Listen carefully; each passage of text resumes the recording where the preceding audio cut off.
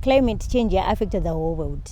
And kana tikakwanisa kuti tiwane a chance kuti tinge tichiita ma-researches pertaining ma-ways ekuti reduce climate change zvinobatsira the whole world. As a person in the forest industry, as a woman, I see myself as one of the female bosses out there. Because pasina miti hapana kuraramawo kwedu isusu. Mumiti imomo macompanies mazhinji kumira kwawo imiti iyoyi.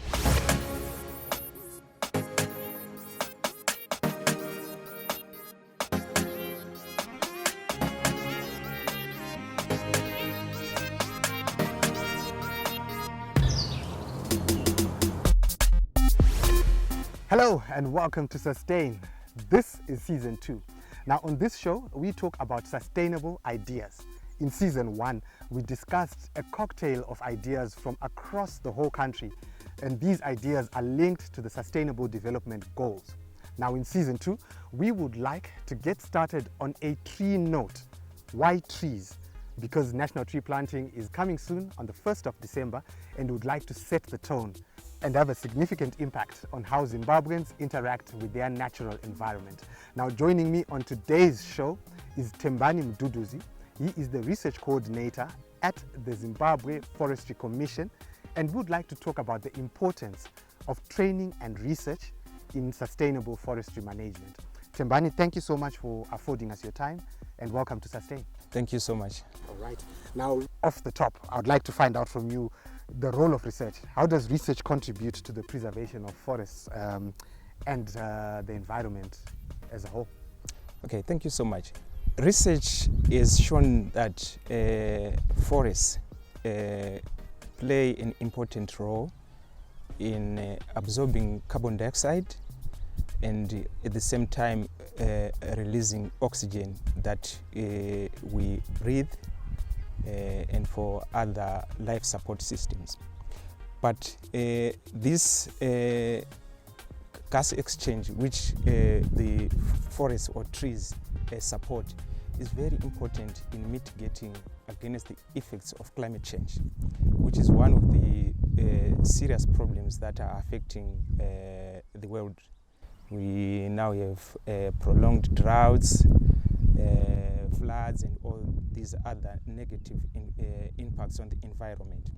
So as a result of research, we now know that forests, if well managed, they contribute significantly in mitigating against the effects of climate change. Research has also shown that forests contribute significantly in improving or supporting people's livelihoods, especially in communities where we find these vast forests and tree ecosystems.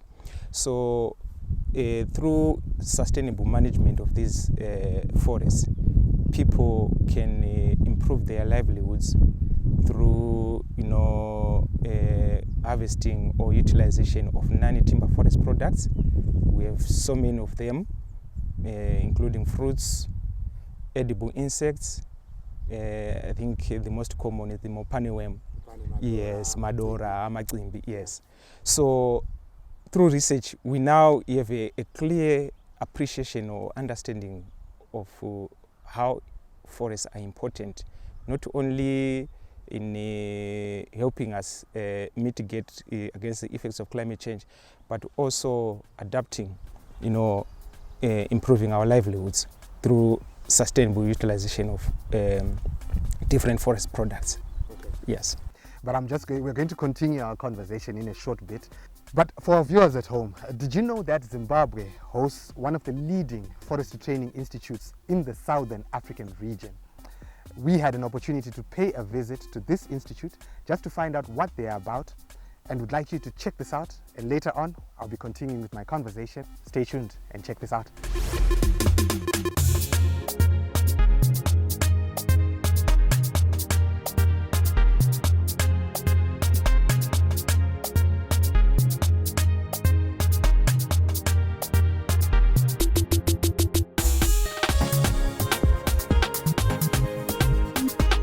College has a long history dating back to 1966.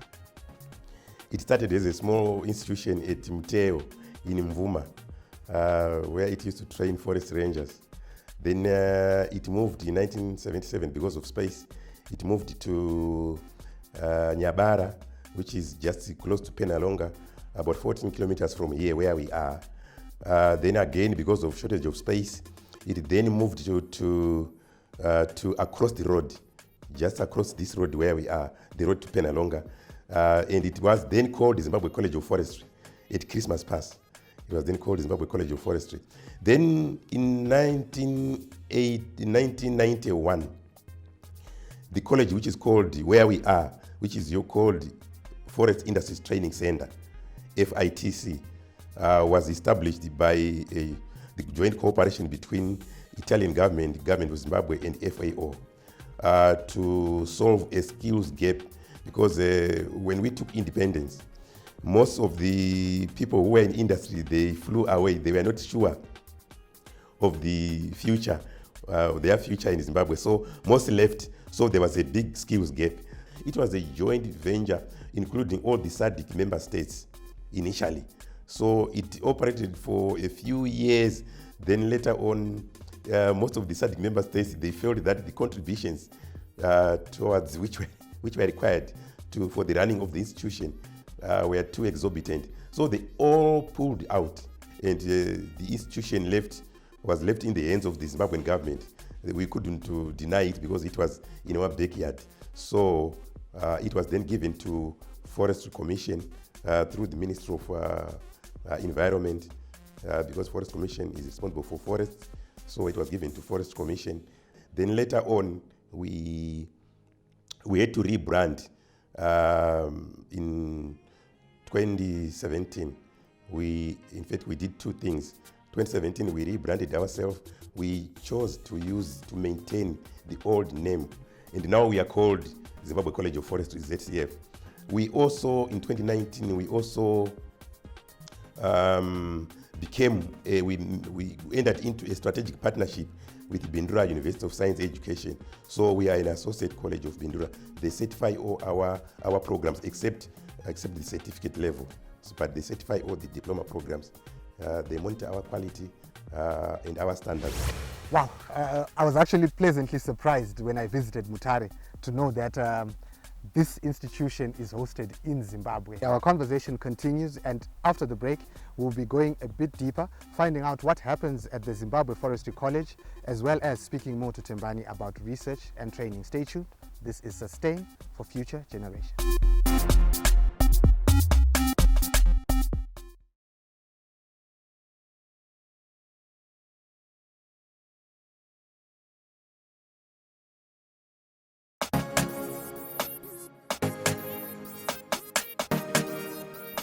Welcome back to Sustain for Future Generations. Now, Sustainable Goal number 15 targets to provide adequate incentives to developing countries when it comes to sustainable forest management. And this is why we picked this particular topic on research and training, so that we can go into the office before we go into the field, where we're actually going to do tree planting and engaging foresters. I'm still joined on the show by Tembani Mduduzi. He is the research coordinator at the Zimbabwe Forestry Commission, and we'd like to tap into his experience and knowledge as we talk more about forestry. We had a great time when we went to Mutare to meet with the students and experience their life on campus. But can you give me examples of specific research projects maybe that have had a significant impact on forest preservation, whether in Zimbabwe or at a global level? One of the most significant projects that has had an impact in forest conservation is under the cycle, the fifth cycle of the Global Environment Facility, which is known as GEF. It was implemented in the Wange-Sanyati Biological Corridor. Through this project, it had a component of piloting or implementing a RED Plus project in the Ngamo forest area, which is managed by Forest Commission. Ngamo is that's in Matabeleland North. Yes, with Ngamo and Sigumi. These are forests, these are gazetted forests or protected forests. So one of the aspects was to understand the dynamics in terms of carbon sinks or carbon stocks that we find in those particular forests, with a view of piloting a RED Plus project. This hasn't taken off yet in terms of the actual implementation of the RED Plus project, but research which was conducted there generated a lot of information in terms of our understanding of the carbon stocks that exist and the potential of those forests in contributing to the mitigation of, or reduction of emissions in terms of carbon emissions that can also contribute to the effects of climate change.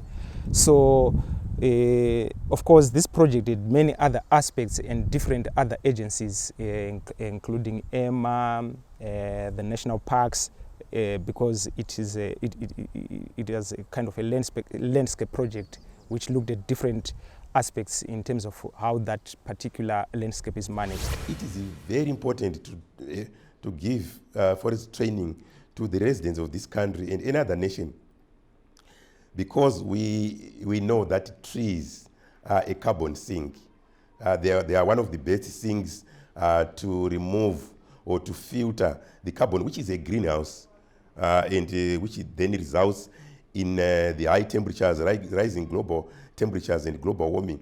We have that problem because of carbon dioxide. So trees play a very important role in removing that pollutant from the atmosphere. Forestry is also very important because, remember, we want to maintain the ecosystems. There are many things which are in the forest which rely on each other. There are animals, but when people use trees, they forget that there are some other beneficiaries who are supposed to benefit from those forests. We have the rivers. In those waters we have fish, frogs, and all kinds of aquatic animals. They need to survive and they need clean water. So we need to train people in areas involving good forestry management, sustainable forest management, which does not end up polluting the environment. This institution, Zimbabwe College of Forestry, is divided into two. It has two campuses, the Wood Technology campus and the Forest campus. The Wood Tech campus provides training wood technology at diploma and certificate level, while the Forest campus provides training in diploma and certificate in forestry. We also provide tailor-made courses for 1 week, 2 weeks. So in each course we have a number of courses that we teach. For example, in the diploma in forestry, which is a 2.5-year program, it's divided into 3 semesters that are done on campus, then 1-year attachment. The courses that are taught in the diploma in forestry program include botany, ecology, forest legislation, silviculture, nursery, timber harvesting, entrepreneurship, and business courses. So I also teach courses like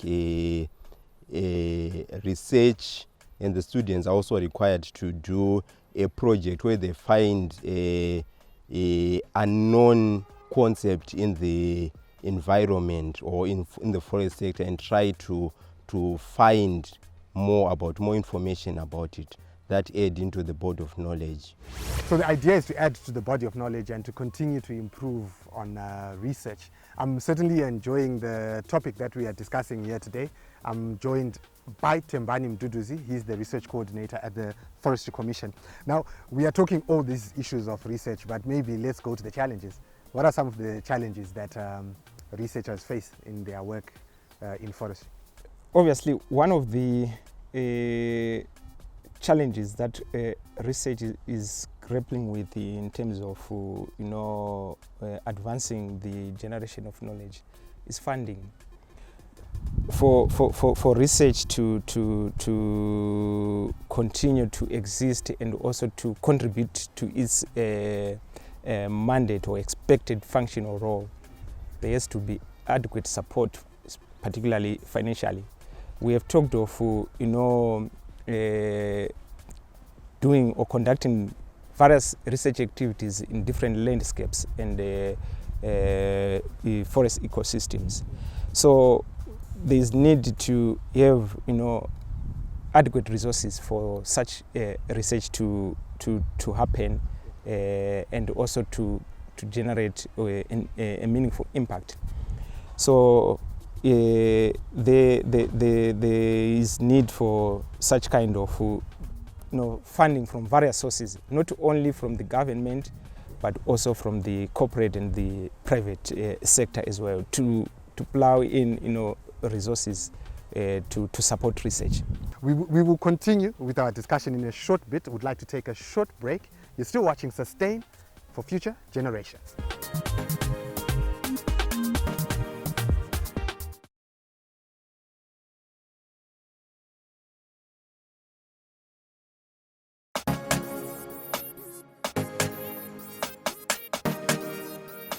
Welcome back to Sustain, a show where we discuss sustainable ideas, and today we are discussing the importance of research and training in sustainable forest management.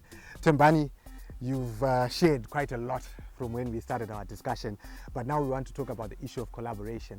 How does collaboration between researchers, government agencies like the Forestry Commission, as well as the local communities, how does that collaboration contribute to effective forest preservation? Yes, collaboration is one important aspect or factor when it comes to better research or more meaningful research. So collaboration, creates a platform for information sharing and knowledge exchange. So when we work together, different groups and stakeholders, be it the local communities, be it other government agencies, be it the donor community, be it the academia and the private sector, we create an easy way of sharing knowledge and exchanging information, thereby spreading the research findings to different aspects and different sectors of our community and our stakeholder base. So collaboration is very important. It also makes it easy to generate the much needed resources in terms of funds to support research, and also to then contribute to forest conservation. So when we pull resources together through collaboration, we can then do conservation and research in a much bigger way. Our vision is to be a center of excellence in forestry training. We don't want anyone else to be ahead of us in that area. We train practically oriented trainees, because that's one advantage that we have. We have all the facilities. So our students, they spend about half of their time doing practicals, half of their time lectures, which are theoretical. So we have that great advantage, like no other colleges, that advantage. We have a 96 plantation hectare at Nyabara, about 14 kilometers from here, which is utilized by students, where they go for real world, real life experience. We also have 2 mobile sawmills, a wood miser and a Karamu mobile sawmill. So those are very good for the practicals of our students. When students leave this institution, in addition to the other forms of training that they go, remember we now have Education 5.0 and there's NDS 1. We try to produce a very, very awesome student. So we produce some very strong technocrats in forestry and wood technology. So these courses are tailor-made to address concerns in the forest sector. which of key nowadays are things like REDD+, climate change, deforestation, and other forest challenges that we are facing. As a college, we try to address that by first teaching courses that gives students the skills and knowledge to identify species, tree species, and the benefits that they offer. We also teach students how to plant trees and in what sites they are supposed to plant trees, how to care for them through silviculture. Then you also teach how to protect the forests from fire, that is forest fire management, and also from pests and diseases. We also try to improve the species in terms of the time they take to grow. Remember, if they grow fast, they give us products at a tender age, which means we reduce pressure on the indigenous trees. We also teach students how to sustainably harvest the plantations they plant, as well as sustainably harvesting indigenous trees. How will research and training continue to be sustainable in Zimbabwe? Obviously, generations will pass, new researchers will come. How is all this information going to continue to be stored in a sustainable manner and passed on to future generations so that they know how our forests behaved before they came through and how they can then treat them going forward? Yes, I think one key aspect in research is knowledge management, as you indicating or highlighting. Knowledge management is very important because we get to come up with ways of archiving information that we generate through research, and coming up with ways of sharing it with the end users. So nowadays I think it's easy because there's social media, different social media platforms where we can share. Could it be videos, news articles, and different aspects of research? We also have TV, like where we are on TV right now. Yeah. Okay. So there's also one traditional way of sharing information or storing information that scientists have been using for a long time through scientific publications. So these are kept in digital libraries. We have also the physical libraries where different research that has been conducted in the past, in studies that have been conducted, packaged into scientific articles which are then shared with scientists, and also policy briefs which are then used by policymakers. Thembani, thank you very much for your time. We've learned quite a lot from this discussion, and I'm sure that our viewers are appreciating these discussions that we've been having. To our viewers at home, this has been the first installation of this particular focus on training and research in sustainable forest management. Now, on the next episode of Sustain, we are going to continue with this discussion, but however, Thembani won't be joining us. We are going to be at the Zimbabwe Forestry College, talking to some of the best students who graduated in the 2023 season, as well as speaking to students who are currently studying to try and understand their lives there, their experiences, as well as their future aspirations. This has been Sustain for future generations. Stay tuned and enjoy the rest of your viewing.